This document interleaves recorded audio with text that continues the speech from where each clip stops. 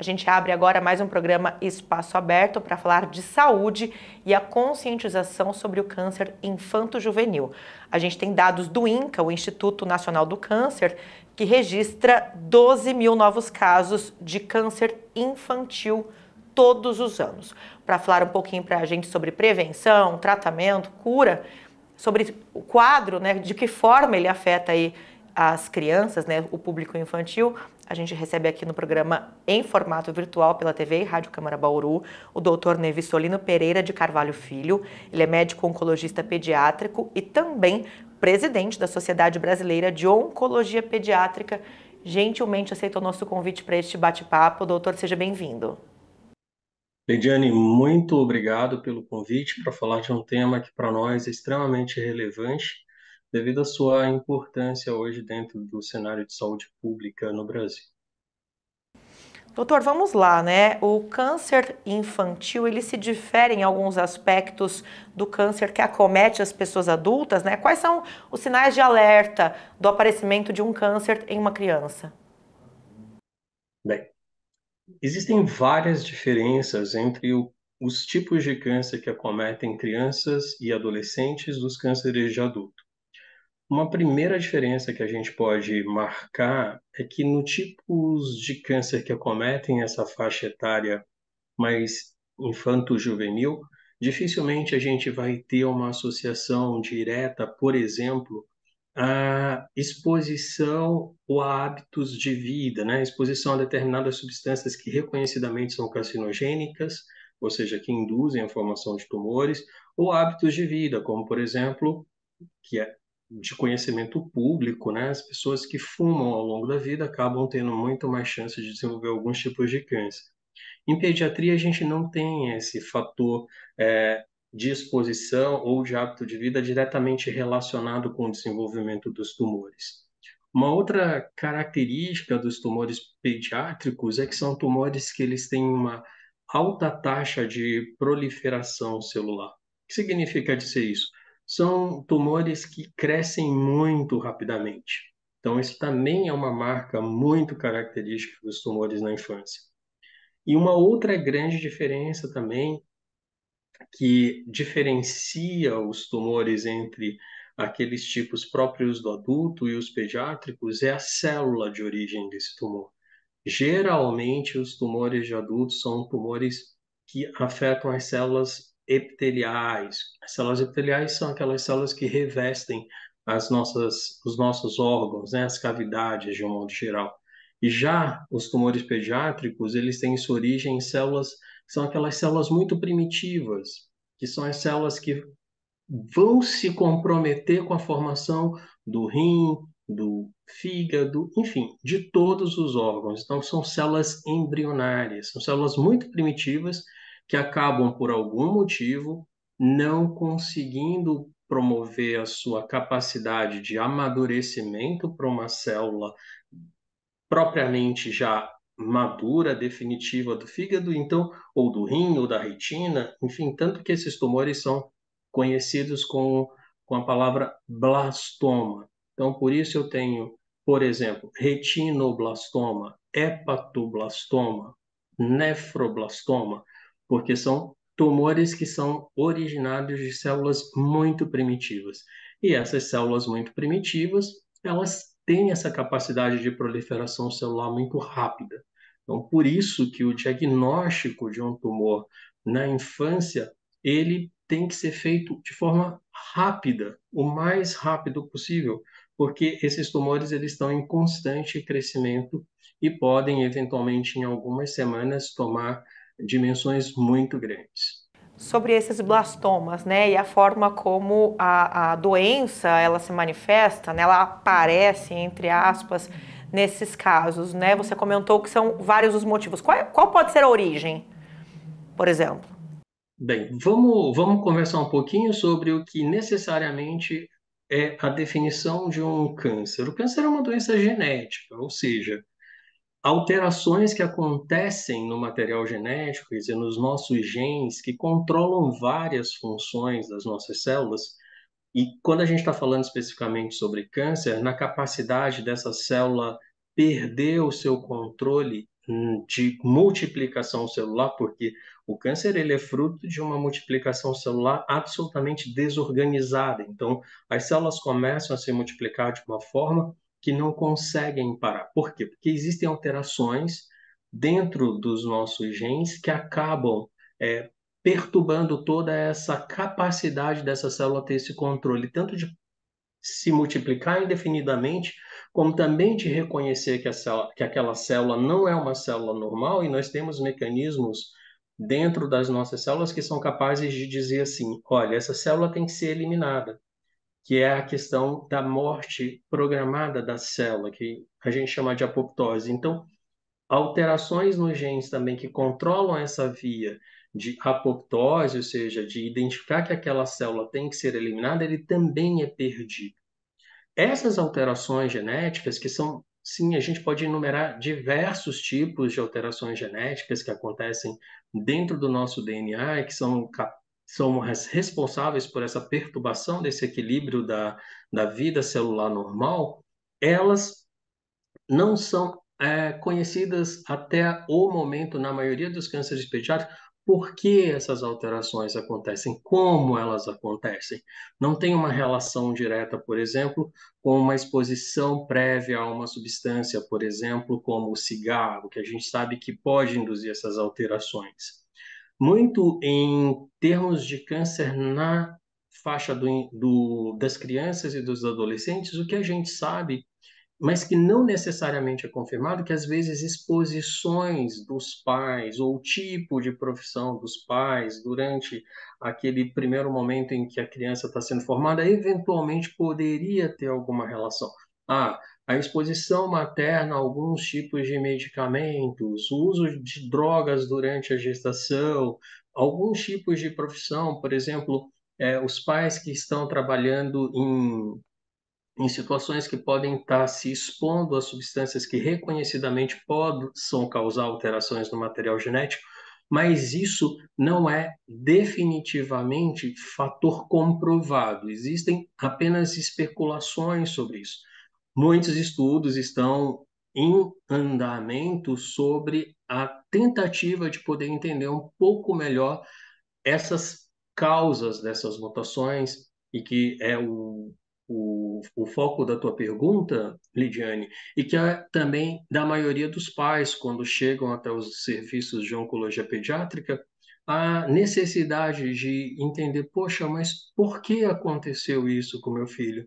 Porque a ideia é sempre da gente ter uma resposta objetiva em relação a essa causa, porque a gente poderia, de alguma forma, prevenir, né? Então, isso é muito claro. Se eu sei a causa, eu consigo ter medidas preventivas.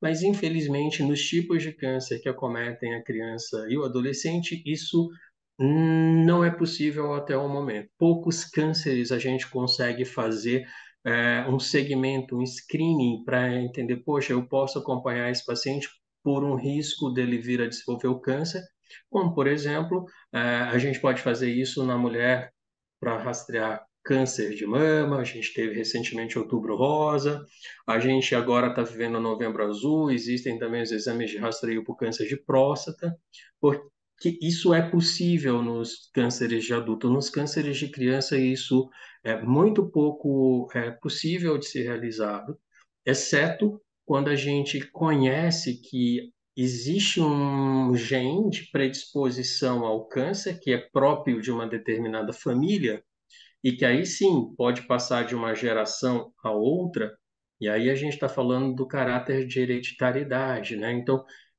são poucos os casos de câncer que nós sabemos, em torno de 10 a 15% dos casos de câncer, que verdadeiramente a família, né, pode, de geração a geração, ter um risco aumentado. Então, nesses casos em que eu reconheço síndromes genéticas de predisposição a câncer, eu posso fazer um acompanhamento mais de perto de uma criança. Doutor, se a gente tem dificuldade em falar em prevenção na maioria dos casos, importante falar em diagnóstico precoce, né? A gente tem aqui dados de uma matéria recente da BBC intitulada Câncer Infantil em Fase Inicial é o mais difícil de ser detectado. E nessa reportagem, né, ela falou sobre a dificuldade que os especialistas encontram no diagnóstico do câncer em estágio inicial da criança, do adolescente, já que os sintomas podem se confundir com outras doenças comuns nessas fases, né? E atrasar a descoberta. Quais são os sintomas que os pais devem ficar de olho, né? A criança apresentou determinados tipos de sinais de comportamento, mudanças de comportamento, mudanças fisiológicas.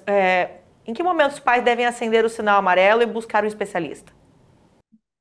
Diane, excelente essa pergunta. Eu gostaria de fazer duas ponderações antes de entrar necessariamente na questão de falar um pouquinho sobre os sinais e sintomas de alerta. A responsabilidade de pensar no diagnóstico de câncer vai ser principalmente do pediatra da assistência básica de saúde, que geralmente o oncologista pediátrico ele está no centro de referência de tratamento. Então, é muito importante que o pediatra que esteja na assistência básica de saúde possa reconhecer de forma objetiva esses sinais e sintomas do câncer pediátrico. E a segunda questão que eu também quero fazer uma ênfase aqui é que é lógico, qualquer doença no seu começo é muito mais fácil de tratar e a gente sabe que fazer diagnóstico precoce, não tenha dúvida, é um dos elementos que são fundamentais nessa luta contra o câncer. Doenças em estágios mais precoces, certamente a gente consegue tratar melhor, mas a gente vale dizer que algumas patologias, alguns tipos de câncer que acontecem na faixa etária pediátrica, eles desde os primeiros sintomas, eles já são muito agressivos, né? Lembra daquela alta taxa de proliferação celular. Então, mais do que a questão da gente falar em diagnóstico precoce, a gente não pode deixar de passar a oportunidade de fazer o diagnóstico, porque o que acontece geralmente, que a gente que está trabalhando em centros de referência para o tratamento do câncer, é que às vezes aquela criança passou em mais de 3, 4, 5 serviços de saúde para que alguém pudesse pensar que aquele sinal e sintoma pudesse estar relacionado a um câncer. Ou seja, a gente não só perde a possibilidade de fazer um diagnóstico da doença numa fase mais inicial, como a gente também perde a possibilidade de fazer o diagnóstico de forma oportuna. O que é essa oportunidade? É exatamente quando a família vê o sinal amarelo que você falou, ela vai até o pronto-socorro, ou a um posto de saúde, ou mesmo com uma consulta de rotina no seu pediatra, e é ali, é naquele momento que aquele sinal e sintoma deve acender o alerta para o profissional, que vai ser o primeiro e sem dúvida nenhuma, o responsável por fazer o encaminhamento o mais rápido possível para um centro de referência. Então, para isso, eu acho que a gente tem que pensar em duas coisas. Primeiro, que os nossos pediatras da assistência básica possam reconhecer de fato esses sinais e sintomas, que no início do desenvolvimento de um câncer, eles de fato são muito inespecíficos. O que eu quero falar com isso? Eles podem se confundir com sintomas comuns de doenças que são muito mais prevalentes na infância que o câncer. Felizmente, a gente sabe que o câncer pediátrico é uma doença rara, mas a importância dentro do contexto de saúde pública é porque hoje no Brasil, acima de 19 anos, o câncer é a principal causa de óbitos no Brasil por doença. Ou seja, quando você exclui as causas externas e acidentes, o que mais mata as nossas crianças hoje é o câncer. Então, por isso, é de importância fundamental que a gente possa reconhecer esses sinais e sintomas, e isso deve ser feito na assistência básica de saúde, para que essas crianças não passem por essa peregrinação de passar, às vezes, 6, 7, 8 vezes num posto de saúde ou num pronto-socorro, sem que haja a possibilidade do pediatra poder fazer é, a hipótese de que aquilo possa ser um câncer em estágio inicial. A gente Isso, vai, então, responder objetivamente a tua pergunta, sinais e sintomas são múltiplos, porque a gente tem também um número muito grande de tumores que pode afetar a criança, que a gente pode dividir em três grandes grupos. Os tumores que são os tumores que se originam nas células do sangue ou nas células do sistema linfático, né, no nosso sistema imunológico, que são os mais prevalentes na infância, que são as leucemias e os linfomas. Depois, a gente tem os tumores do sistema nervoso central. O que é o sistema nervoso central? É o cérebro, a medula espinhal. Então, todos os tumores que se acessam, né, que começam dentro desse compartimento, a gente fala que são os tumores do sistema nervoso central. E depois, quando a gente exclui esses tumores hematológicos, né, que surgem nas células do sangue, e os tumores cerebrais, a gente tem os outros tumores, que são os tumores que nós chamamos de tumores sólidos extracranianos, quer dizer, que não estão dentro do sistema nervoso central. E aí a gente pode ter tumores no rim, tumores no fígado, tumor no olho, tumor no na região do abdômen, na região que a gente chama de reto peritônio, tumores que acometem os ossos, enfim. Então, são múltiplos os sinais e sintomas dependendo de onde esse tumor nasce. Mas falando, por exemplo, das leucemias, que é o câncer mais prevalente, que, sem dúvida nenhuma, talvez seja o câncer que é até mais conhecido da população, de uma forma geral, a gente sabe que a leucemia ela surge dentro da medula óssea. A medula óssea é a nossa fábrica do sangue. Então, na nossa fábrica de sangue, a gente todos os dias está renovando as nossas células. As hemácias, né, que são as responsáveis pelo transporte de oxigênio. A gente tem os glóbulos brancos, que são as nossas células de defesa.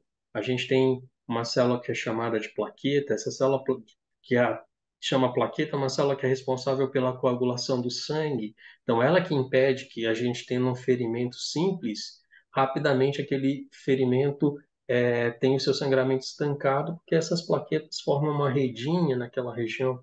Então, se eu estou tendo desenvolvimento de uma leucemia, ou seja, de um câncer que está dentro da medula óssea, eu perturbo tudo isso. Então, a criança vai ficar com anemia, porque ela não vai conseguir produzir célula vermelha de forma adequada. Então, anemia, quais são os sintomas de anemia? A criança pode ficar mais cansada. Então, é aquela criança que tinha uma rotina normal, de repente o pai percebe que ela está mais apática, que ela não está brincando.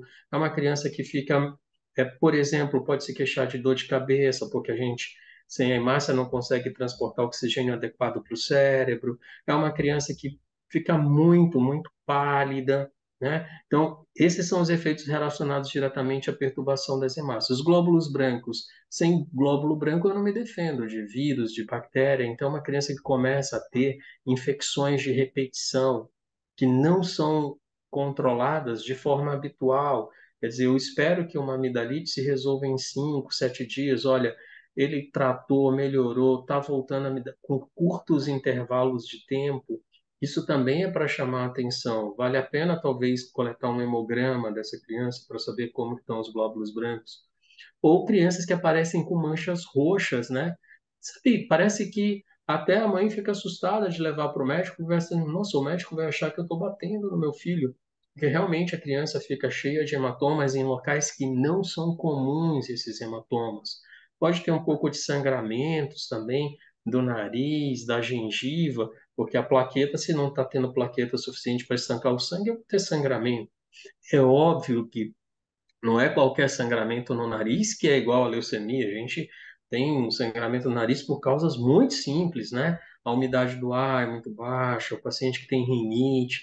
Mas isso que vale, o que tem que ser valorizado pelo profissional que vai avaliar essa criança no primeiro momento, é ele poder tirar uma história, né? Conversar com a mãe, com que frequência que isso está acontecendo, como que isso vem acontecendo, ver a criança de uma forma global, examinar essa criança de forma completa, porque às vezes a mãe não fala, mas quando eu vou examinar eu encontro alguma coisa que a mãe não falou. Então tem que ser muito valorizado a queixa da mãe, porque a mãe é que conhece o que está acontecendo com seu filho, ela sabe que o filho dela não está normal. Isso é muito comum nas falas, elas falam para a gente, para nós oncologistas. Eu falei que não estava tudo bem, que estava acontecendo isso. E isso, infelizmente, não foi em um profissional, foram em vários. Talvez isso seja um grande problema da nossa estrutura de serviço público no Brasil. Vale lembrar que 80% das crianças com câncer no Brasil são tratadas pelo Sistema Único de Saúde. Então, esse profissional da unidade básica, do pronto-socorro, ele tem que estar familiarizado com a possibilidade, ele tem que pensar, apesar de ser uma doença rara, ele tem que pensar que possa ser um câncer, porque é naquele momento, quando ele faz a hipótese, que ele vai investigar. E se ele vai investigar, ele vai certamente encontrar a causa daqueles sintomas que não são normais, que está fazendo com que a mãe vá 2, 3 vezes ao pronto-socorro numa mesma semana, tem que acender o sinal amarelo, como você falou. Então, isso é uma grande questão. Falando um pouquinho só dos tumores cerebrais, mudança de comportamento. Crianças que estavam indo super bem na escola, de repente a professora começa a observar que o comportamento não está indo muito bem. Crianças com dor de cabeça. Criança não é para ter dor de cabeça. Então, dor de cabeça que acorda a criança, dor de cabeça ao acordar, que geralmente a criança acaba vomitando também de manhã cedo, sem motivo. Isso são os principais sinais. E aí, infelizmente, nessa condição, às vezes, os tumores já estão até suficientemente grandes para dar esses sintomas de vômito com dor de cabeça. Os tumores, em geral, já têm grandes dimensões. Convulsões que não são explicadas. Então, crianças que estão tendo convulsão e que, olha, não foi por febre, não tem um histórico, déficits neurológicos, dificuldade de andar, desvio dos olhos. Então, qualquer alteração neurológica é uma alteração que numa criança é potencialmente possível de ser câncer. Óbvio. Existem outras coisas mais frequentes? Existem. Mas o nosso papel é de lembrar que também pode ser um câncer. E não simplesmente liberar essa criança dizendo que aquilo não é nada, que é uma mania. Ah, isso não vai ser nada, vá para casa. Às vezes, muitas vezes a gente escuta, você está querendo criar uma doença para o seu filho, e às vezes as mães são as principais, elas é que insistem às vezes em pedir um exame porque ela sabe que aquilo não é normal e ela não está criando aquilo da coisa da cabeça dela, porque ela vê, ela convive com o filho. E nos outros tipos de tumores, aí a gente tem várias alterações. Por exemplo, quando a gente fala dos tumores ósseos, por exemplo, então, que são muito comuns em adolescentes, tem que lembrar que dor no osso em adolescente também não é normal. Então, principalmente dores nas pernas, na região do joelho, ou dor na região do, nessa parte superior do nosso braço, que é onde fica um osso que a gente chama húmero, isso não é normal. O adolescente com dor óssea, uma dor que não está melhorando, que está persistente, tem que ser avaliado também. E as massas abdominais, que é um outro grande grupo de tumores na infância, e que, principalmente em crianças com menos de 5 anos, e a gente pode estar frente a alguns tumores, como um tumor que nasce no rim da criança, como eu falei, o blastoma é um tumor de células embrionárias, então se nasce no rim, o rim a gente conhece como o nefroblastoma. Então vai aumentar o rim, aumenta o tamanho da barriga da criança. Alguns linfomas também abdominais fazem com que o abdômen aumente de tamanho. É muito comum, às vezes as mães dizem, olha, a barriga está aumentada, ele está com uma dor de barriga. Vai ao médico e diz, não, isso é verme, isso é constipação, faz lavagem e o tumor está aumentando de tamanho. A um ponto que, às vezes, 2, 3, 4 dias depois, uma semana depois, e aí, quando ele vai ver o abdômen, aí já tinha ali um tumor que está se multiplicando de forma muito rápida. Então, tudo aquilo que parece realmente que está indo diferente do que se espera, quer dizer, uma infecção que não está sendo controlada, um aumento da barriga que não está diminuindo, ele está crescendo, aquelas ínguas, né, no pescoço. A gente às vezes tem infecção, é comum ter aumento das ínguas. Mas as ínguas do câncer, se você não dá o tratamento adequado, o que vai acontecer? Se é uma célula que perdeu seu controle de divisão celular, ela só vai aumentar, aumentar. Então aquilo vai aumentando progressivamente. Então, às vezes, a gente recebe pacientes com tumores cervicais gigantescos, que são, assim, inadmissíveis da gente chegar num centro de referência com tumores tão volumosos, quando a história poderia ter sido valorizada de uma forma diferente lá atrás. E além dessa questão da gente pensar e entender que existe sim câncer em criança, o passo seguinte é referenciar o mais rápido possível para um serviço especializado. Então, nisso a gente tem que contar muito com gestores de saúde, né? Tanto municipais quanto estaduais. Por quê? Porque deve ser criada uma rede que rapidamente aquela criança que está com uma suspeita de câncer possa chegar rapidamente a um centro de referência. Porque é no centro de referência que a gente vai fazer a confirmação do diagnóstico, vamos ver todas as características daquele tumor e vamos definir qual a melhor estratégia de tratamento para essa criança. Mas tem que ser rápido. Não pode, por exemplo, legal, o pediatra pensou, fez um exame inicial que parece que tem uma forte suspeita, e aí ele vai colocar esse paciente num sistema de referência, um fluxo que existe dentro das secretarias de saúde. Só que aí, às vezes, aquela solicitação fica parada, que às vezes só vai chegar num centro especializado semanas depois. E essas semanas são muito importantes para que a gente possa agilizar o máximo possível as próximas etapas, né? A gente vence o câncer por etapas. Então, a gente vence o câncer fazendo a possibilidade do diagnóstico precoce, do diagnóstico rápido, que é o diagnóstico oportuno, fazendo os exames que são necessários e oferecendo o tratamento adequado para a criança, dando suporte, porque o tratamento tem várias complicações, não é um tratamento simples, é um tratamento complexo, precisa de uma equipe especializada para poder dar suporte para essas crianças. Então, é uma série de fatores que, juntos, todos eles vão ter um impacto em a gente poder garantir a melhor chance de cura para aquela criança.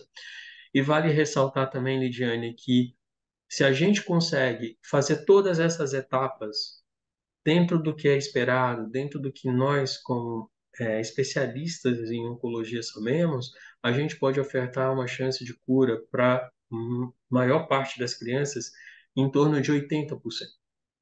A gente não pode ficar acomodados em ver que a gente não está conseguindo atingir esses 80% por falhas nesses processos. Então, é muito importante que nós, enquanto médicos, mas também que os gestores em saúde pública também vejam o câncer pediátrico com as suas especificidades, com suas peculiaridades, porque isso faz muita diferença. Então, muitas crianças podem ser, sim, curadas do câncer, mas a gente tem que trabalhar em conjunto, tanto do ponto de vista médico, né, de estrutura de hospitais, como também da parceria com a gestão pública, porque se nós não andarmos de mãos dadas, a gente não consegue avançar e garantir essa chance de cura que, por exemplo, uma criança em um país de alta renda tem. E crianças em países de média e baixa renda não têm essa mesma oportunidade. E não têm essa oportunidade por falha nesse processo.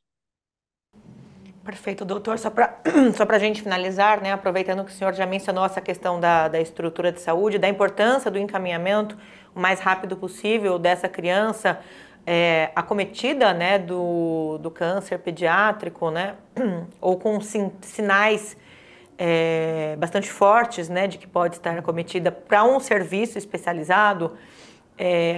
E reforçando dois dados importantes que o senhor comentou, né? A primeira, o fato de que 80% aproximadamente dos cânceres com diagnóstico rápido, né, dos cânceres em crianças, eles podem ser curados, e também que 80% deles são tratados pelo SUS, Sistema Único de Saúde. Qual a estrutura hoje que nós temos para tratamento, né, para oferecer para esses pacientes do câncer pediátrico hoje no Brasil?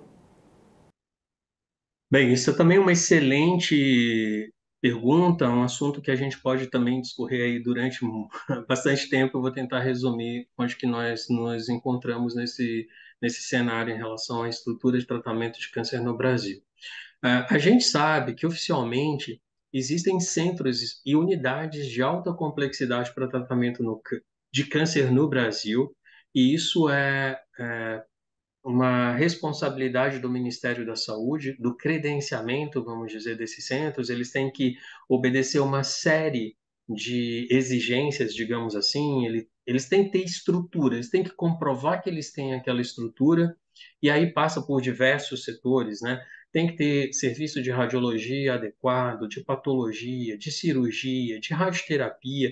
Então, tem que haver uma estrutura mínima, que isso digamos, isso é supervisionado pelo Ministério da Saúde. Então, não é qualquer centro, é, não é qualquer hospital do SUS hoje que pode tratar pacientes com câncer. Existe uma regulação para isso. Então, na teoria, os centros que estão habilitados devem ter essa estrutura mínima para o tratamento do câncer. O que a gente sabe hoje, inclusive, a Sociedade Brasileira de Oncologia Pediátrica, junto com a CONIAC, que é a Confederação Nacional de Casas de Apoio, está fazendo, nesse momento, um mapeamento de todas as instituições que tratam hoje crianças com câncer no Brasil. E a gente está falando tanto das unidades hospitalares, como das casas de apoio, que dão suporte a essas crianças durante o tratamento, porque a gente tem muitas percepções, mas a gente não tem números reais para te responder de forma bem clara e objetiva a tua pergunta. E dizer, olha, hoje no cenário do Brasil, todos esses hospitais que estão habilitados, de fato, eles têm tudo que nós precisamos para tratar essas crianças. Então, a gente está começando esse mapeamento que vai dar respostas concretas para a gente ter uma visão melhor de como que esses hospitais estão realmente capacitados para atender essas crianças. O que a gente pode falar, e você falou, olha, precisamos do diagnóstico precoce para 80%, eu quero enfatizar mais uma vez, o diagnóstico precoce é uma etapa, mas a gente precisa dessa estrutura e a gente precisa de medicamento.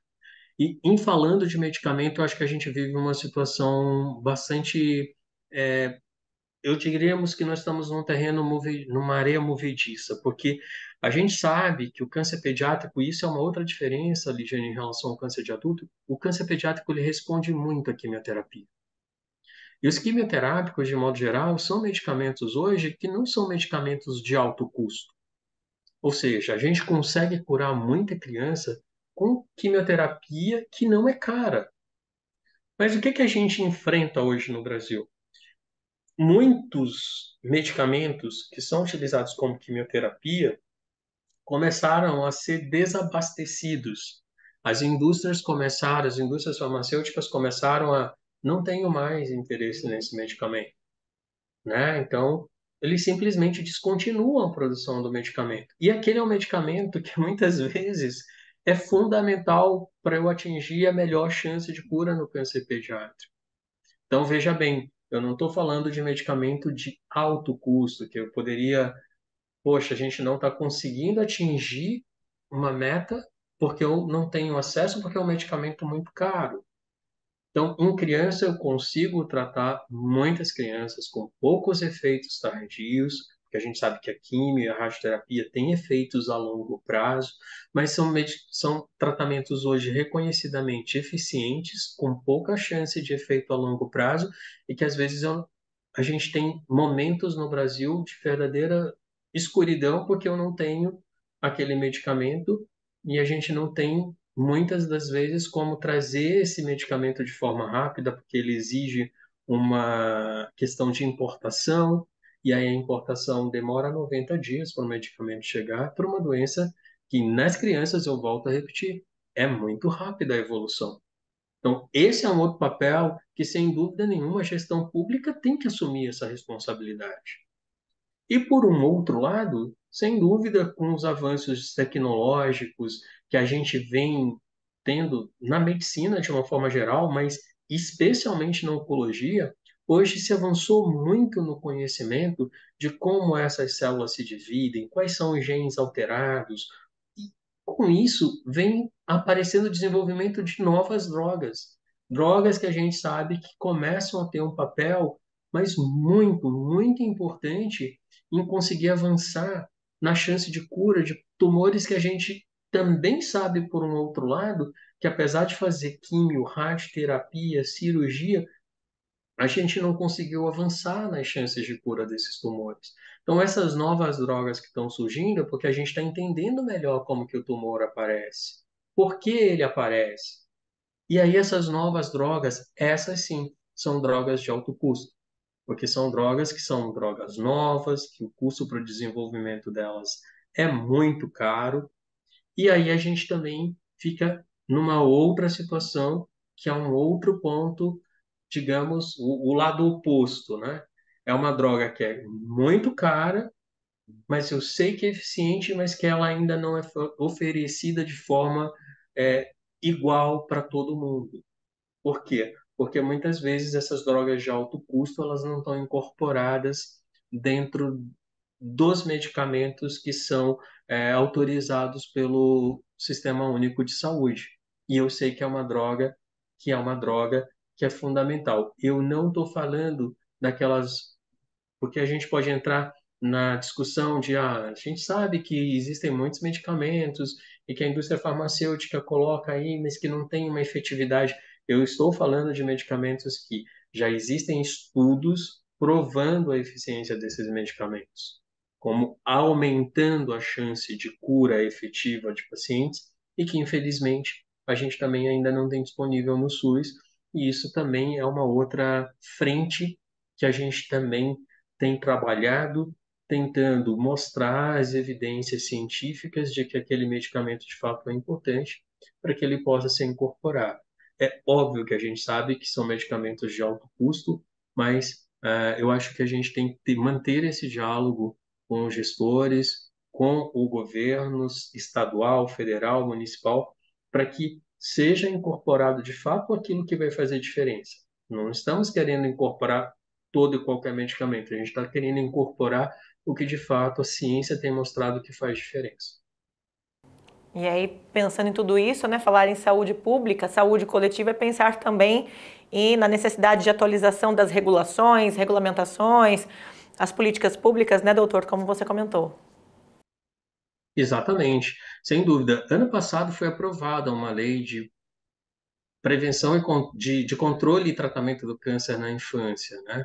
E, e já existia uma portaria, mas ano passado uma frente parlamentar acabou levando ao Congresso, né, e ao Senado. Essa lei foi aprovada, mas a gente sabe, né, que muito do que está na lei, para chegar de fato até onde precisa, que é no paciente, a gente precisa de viabilizar aquilo de alguma forma. Nós entendemos claramente que deve ter um recurso financeiro para bancar aquilo, mas a gente tem que lutar para que isso aconteça, porque não adianta a gente ter na lei as definições do que a gente precisa se aquilo não está chegando no paciente. Então, eu acho que envolve muito, sem dúvida, a questão de orçamento e de gestão pública para poder olhar para a oncologia pediátrica da forma como ela precisa, porque a gente pode salvar muitas vidas e vidas que vão ser produtivas, né? Essa criança sobrevivente do câncer, ela hoje é uma criança que ela é devolvida para a sociedade com mínima morbidade, quando o tratamento é feito de forma adequada. Então, vai ser um adulto produtivo, ele vai ter uma vida e vai poder devolver muito mais para o país do que simplesmente uma criança que a gente não consegue ofertar e pode ter sua vida interrompida, né? Não necessariamente porque o câncer venceu, mas porque as outras dificuldades se mostraram, e isso realmente é uma situação que a gente quer reverter de forma e vai combater de forma contínua.